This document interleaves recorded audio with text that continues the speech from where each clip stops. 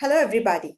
I'm Dr. Priya, an assistant professor of nephrology at Usmania Hospital, Hyderabad, India. I am member of WinIcon 2024 social media team. Today, video interview with our esteemed international faculty comes as a part of series of pre-congress interviews for the third annual conference of Win India, that is WinIcon 2024, which is scheduled to happen in the state of Kerala at Thiruvananthapuram on August 3rd and 4th. Today, I'm extremely elated to have Dr. SABINE on board with us for this pre-congress interview. A hearty welcome to you, Dr. SABINE. Thank you. Thank you so much for having me. Dr. SABINE is the Associate Professor of Medicine at the University of Minnesota, Minneapolis, United States of America. She's also currently the chair of International Society of Nephrology Young Nephrologists Committee. She received a lot of awards and accolades apart from the umpteen number of publications to her credit. She's recently the recipient of Connie Mansky Award for her excellence in teaching. She's also the first. She's also the one of the first cohort of Emerging Leader Program of International Society of Nephrology. She's also a named fellow of International Society of Nephrology Global Kidney Health Atlas Program for her active role in the 2023 iteration of ISN GKHA program. It's truly a pleasure to have Dr. SABINE with us today. Thank you so much. You can't imagine how much this means to me. Thank you for for being part of our WinIcon 2024 conference. So, Dr. SABINE, a basic question: what led you to nephrology? So actually, it was I challenged myself to get better at nephrology because I had done very poorly at the test in medical school. So when the time came to do an elective in the US, because I'm an international medical graduate, as many Indians who went to the US, I decided to do a rotation in nephrology, which, anybody would say, if it's not your strengths, why would you do it to get a letter of recommendation? But this is what I did. So I went to Memorial Sloan Kettering in New York, because this is where they offered a rotation in nephrology to international medical students. And I had a friend who was willing to host me at her place, so I wouldn't have to pay for lodging. And I fell in love in nephrology then. And specifically I fell in love in onconephrology, because I realized that I love taking care of cancer patients. That's quite a challenging trail that led to nephrology. That's quite inspiring to hear, Dr. SABINE. So I see a lot of inspiring work about you, and see a lot of work that you do as a chair of ISN Young Nephrologist Committee. So, I see all your success stories there, but do you face any challenges at all, and how do you actually, manage all this? So certainly there are always challenges. I would say the first challenge is we want to do a lot, and there is that little time and that little resources. The second thing is to be able to include as many young nephrologists as possible in our initiatives. Our committee is just composed of 25 members who represent the 10 geographical regions of the ISN. A member is allowed to sit for 6 years. So that doesn't leave many openings for people to join. And so this is why we came up with a Young Nephrologist Network, anybody who's a young nephrologist and an ISN member could join. And we try as often as possible to send messages to this network to recruit talented people to participate in our initiatives.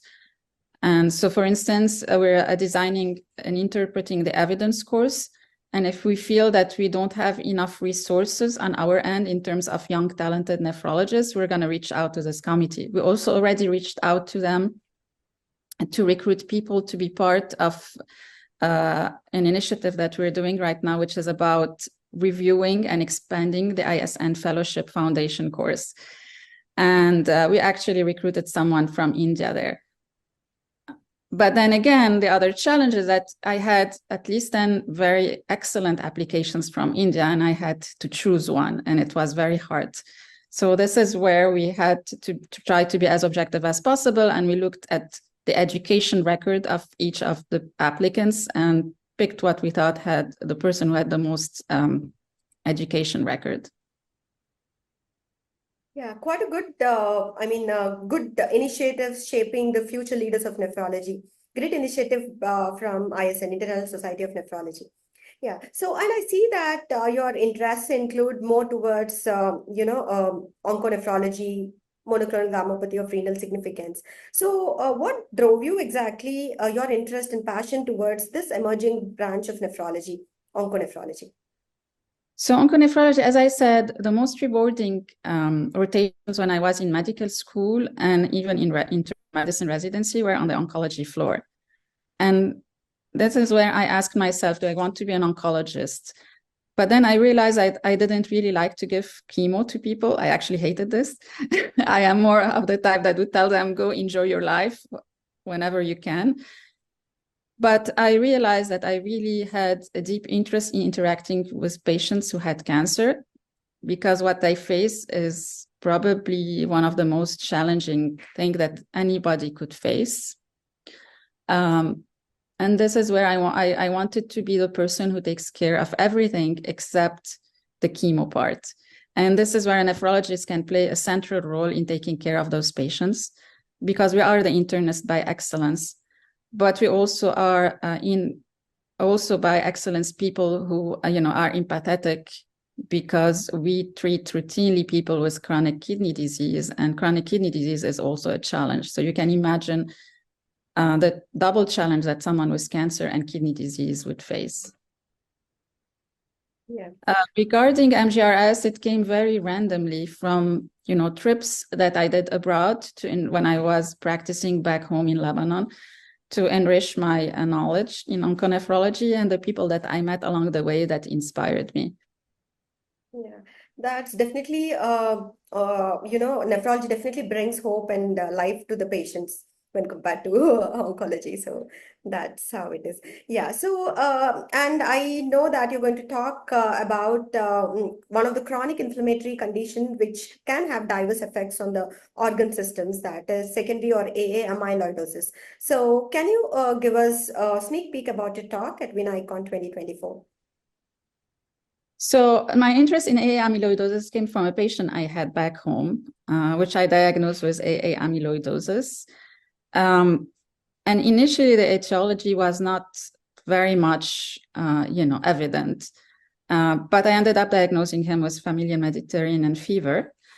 And this is where I decided to dig deeper into the treatment of AA amyloidosis. And I realized that, although it's a disease that's more prevalent than people think, especially in low resource settings, there are no real trials, there are no real treatments that prove to be beneficial more than the others, especially when the etiology is not elucidated, and it's the case in a large proportion of people.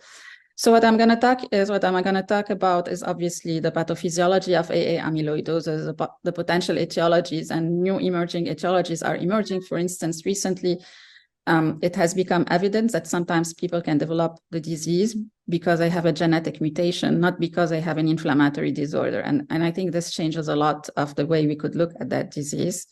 And also certain people with cancer or on certain therapies can develop AA amyloidosis. And then, of course, I will evoke what's known so far in terms of treatment, hoping that the field will become more, will advance more now that there are treatments that are very effective for other types of amyloidosis. So maybe by extrapolation, some people could benefit from those treatments.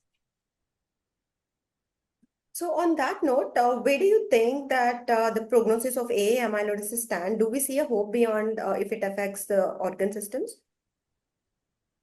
So it's a multisystemic disease. Obviously, if you have an inflammatory etiology, the key is to control that inflammatory etiology.